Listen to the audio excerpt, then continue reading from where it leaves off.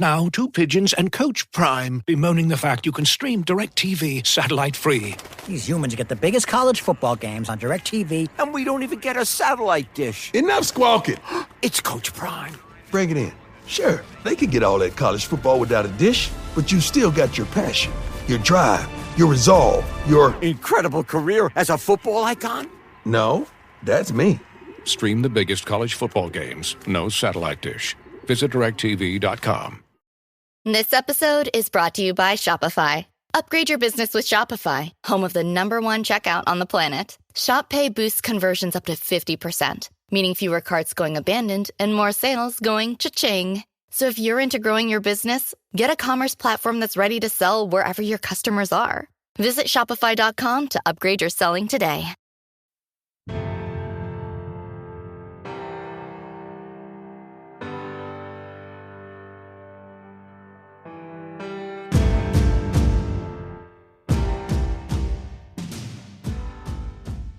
We don't try to just fit a kid into our system.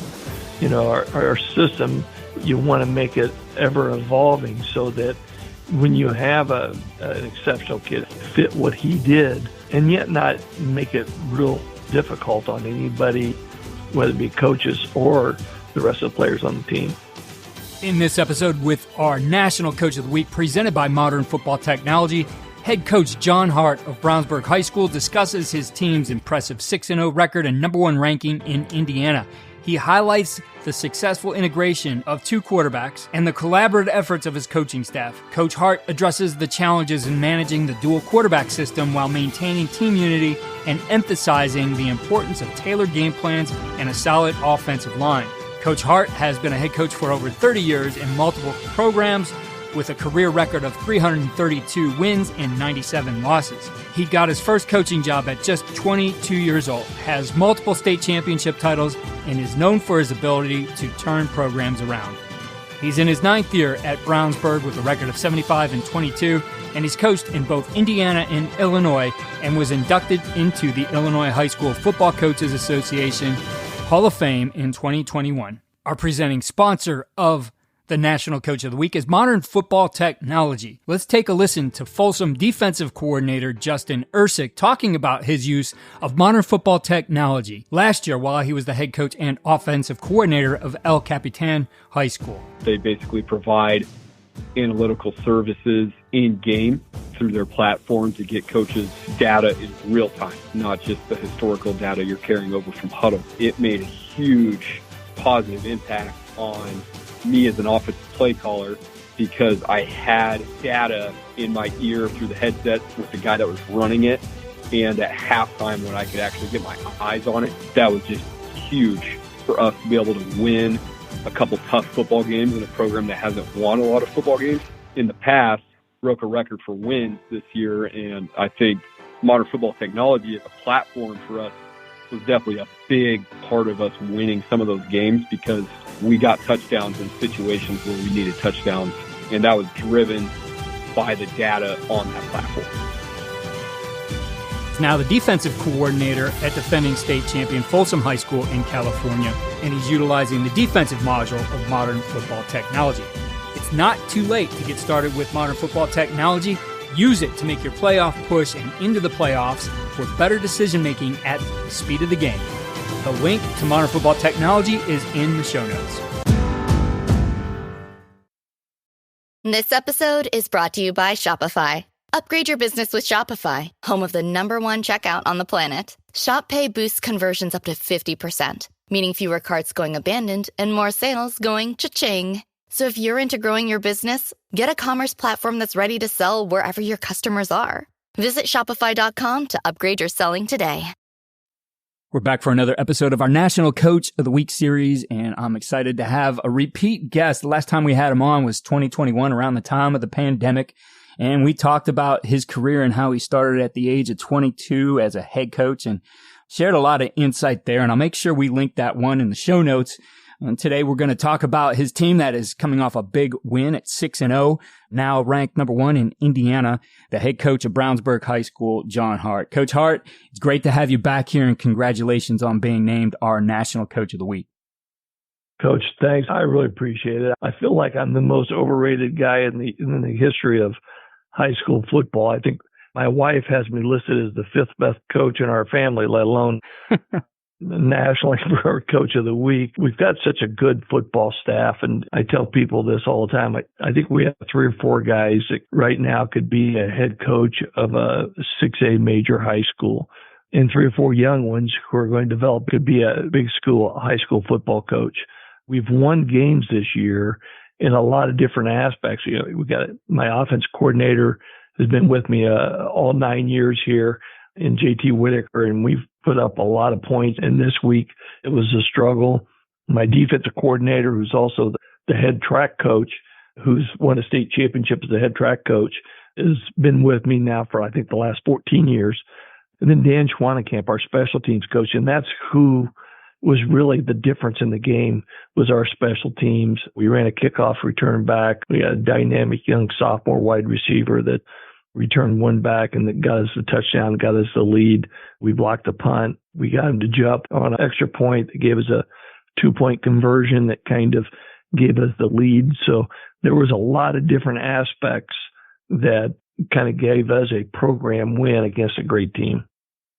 Coach, I think one of the things you guys are doing is really interesting, and I think there's a lot of proof in concept being 6-0 right now and ranked where you guys are. But you guys play 2 quarterbacks. You share with me that you have a sophomore and you have a senior, and both guys have had huge games. And I mentioned to you the college level. I thought a guy who did that as good as anybody was coached against him from Mount Union, Larry Karras, would always play his second guy in meaningful situations. It's easy to take a guy and, hey, at the high school level, there's a running clock and we're going to put him in.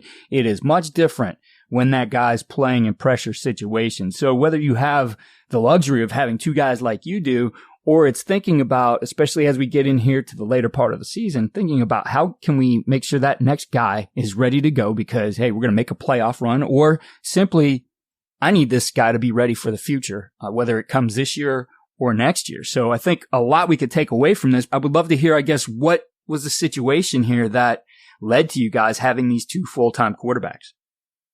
Well, it is interesting. So Iosua Stephens is an incredible athlete for us and has always been a quarterback, and he really kind of has all the tools and has played really, really well.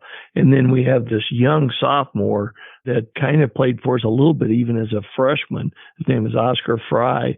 He already has some Division I offers, and they're vastly different as far as their skill sets.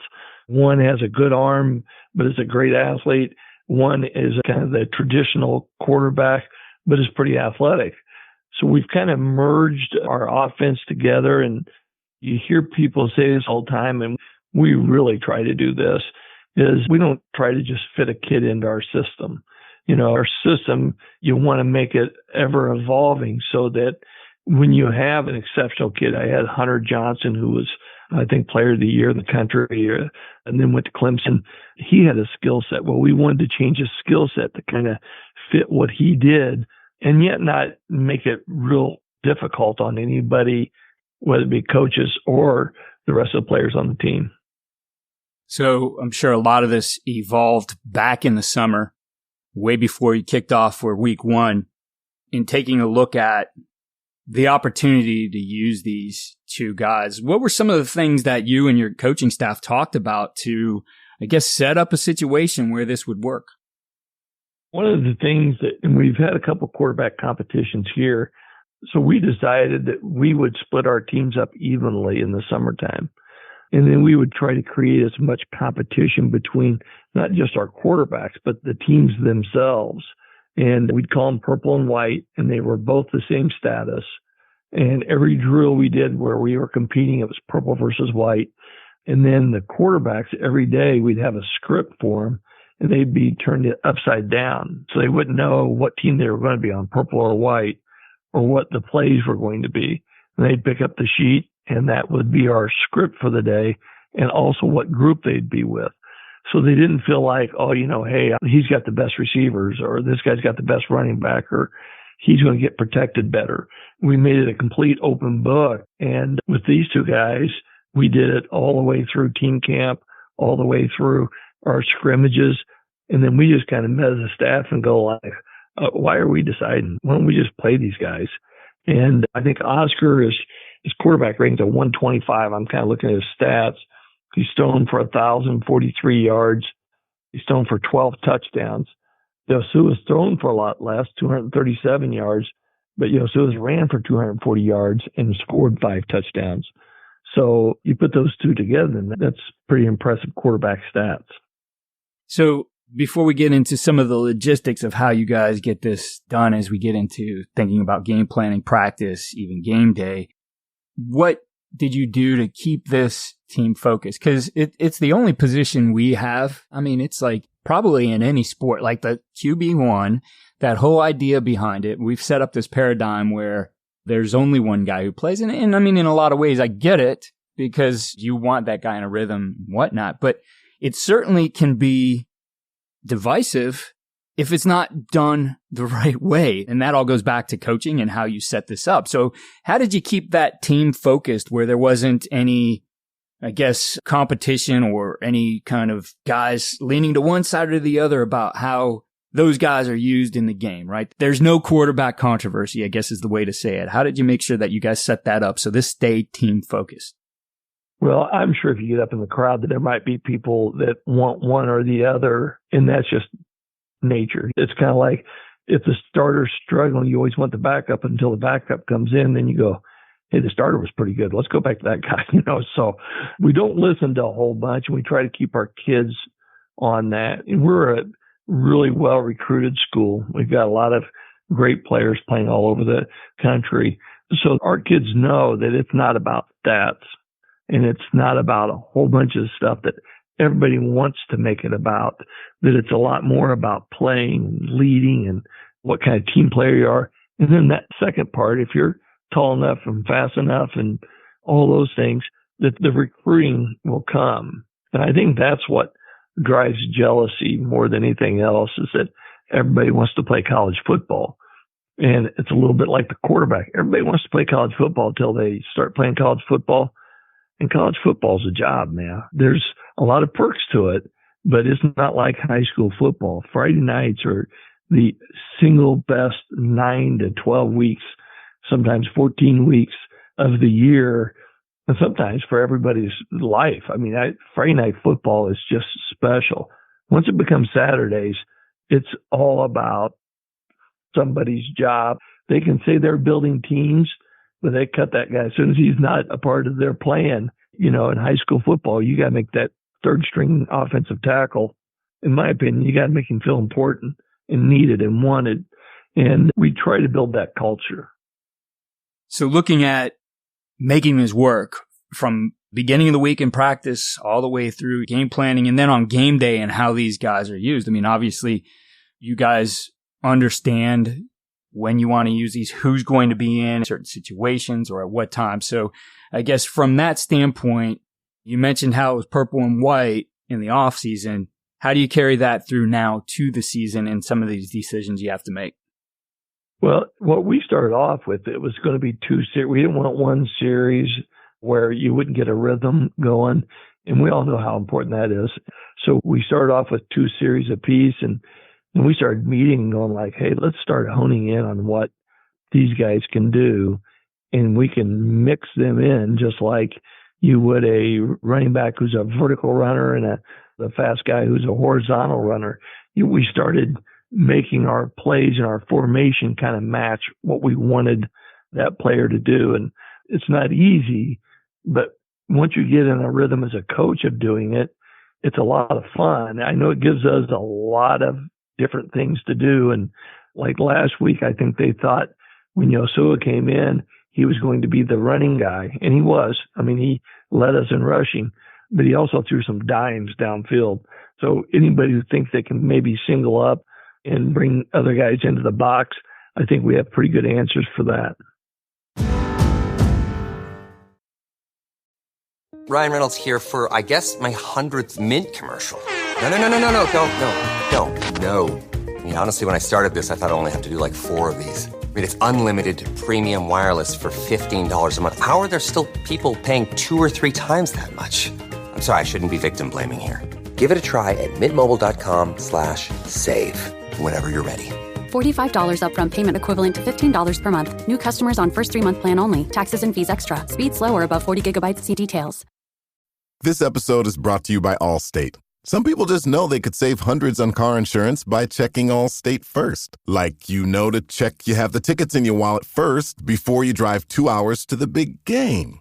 Seriously, you had one job. Now the closest you'll get to the 50-yard line is parking lot D. Yeah, checking first is smart. So check Allstate first for a quote that could save you hundreds. You're in good hands with Allstate. Savings vary. Terms apply. Allstate Fire and Casualty Insurance Company and Affiliates. Northbrook, Illinois. Yeah, I agree with you 100%. I could think back to, I think it was for us like around 2010, 11, 12, those years at Bolton Wallace, we had our starter who was named Ryan O'Rourke, and then our other guy who was more, I think, like your runner, right? He was coming in to run the ball, Andrew Ziak, but Ryan, he had his things he was going to do. When Andrew came in, yes, it's going to be more run-oriented. But as we started getting into using those guys and more, we found those opportunities to break tendencies. And now all of a sudden, Ryan's got some runs planned for him. And the opposite, Andrew's throwing the ball downfield in situations where people hadn't seen him do it before. It's just like another personnel group on the field. It really is. And to be honest, kind of the thought process is a little bit how Baltimore broke in Lamar Jackson. I mean, everybody thought Flacco was maybe getting at the end of his career, but had a lot to give. And everybody wanted Lamar to kind of start into that process. Well, they did a pretty good job of kind of mixing the two up. And so it got banged up. So we didn't have to play a banged up quarterback. We let him get healed up, and Oscar took all the snaps in that game. And if Oscar tweaks something, again, it gives us an opportunity to play a second guy without changing our entire game plan. Yeah, I think you can find, by game planning who you're playing, those situations that you can designate for these guys. I could think back to a game plan. I mentioned Mount Union before, and one year where we came very close to beating it. It came down to the last minutes of the game and losing a lead late. But anytime we crossed the 30, there was Andrew's package in. Ryan didn't even, he practiced some things that week in case we needed him. But I mean, we knew when we got to that part of the field, we wanted that, essentially that extra hat in the game that we would get with him as our runner, and planning around and building a package around that idea. What was neat about it is because we're thinking about that particular guy who's in there and what we're going to do with him. We started mixing and matching the other people who went along with him too, so that their skill sets kind of matched what he was doing. So we knew it was going to be run heavy. I wanted my best blocking receivers out there. He might not take the top off of defense, and I wasn't going to require him to. I was going to get them on play action when we were going to throw it to the guy because he did a good job coming out and making it look like run, and then, left him and ran by him. So I think when you look at this, it's more than just that guy. We're going to put him in and do these things, that you can build packages around that guy as well. Yep, you sure can. And we had to replace 4 of our 5 offensive linemen. So we're young up there. We have, I think, a great H-back, but our main running back is a sophomore. So one of the receiver that's leading us right now is a sophomore, and the other one's really good too. Avon Robinson is a junior. So we're really young on that side of the ball. So like I said, this week, special teams and Coach Schwannekamp became the MVPs because they kind of bailed out our offense because we did struggle. In Westville's credit, they are a great defensive team. Coach, I love these ideas. My last question really goes to more, I'm sure your offensive coordinator could answer this a ton, but for him organizing his call sheet, how does he think about it in terms of, what he wants to look at and to make sure that he knows exactly what he's calling for each guy, when he's calling it, and all those things that go along with it? Yeah, that's probably a great question for him, because I think he just, for the most part, on Sundays when we organize everything, his play sheet is pretty well for both players. So they both work through the entire progression. But once we start running plays, then there are specific plays for both of them. Coach, again, congratulations to you and Brownsburg on being honored now as our national coach, on being honored here as our national coach of the week, and certainly best of luck to you and your team the rest of the season. It'll be a battle, and I appreciate it very much. Love you guys supporting football. Here's our winning edge takeaway from our conversation with Coach Hart. I think the idea of playing multiple quarterbacks, whether that's in a 2-quarterback system like Coach Hart does, or in getting your next guy ready, both for this year as well as for the future, I think this ensures that these quarterbacks can play an important role and have specific things they're doing in certain situations and catering to their abilities. I think that's the biggest thing that Coach Hart and his staff focused on, was looking at skill sets and what they could do for their offense.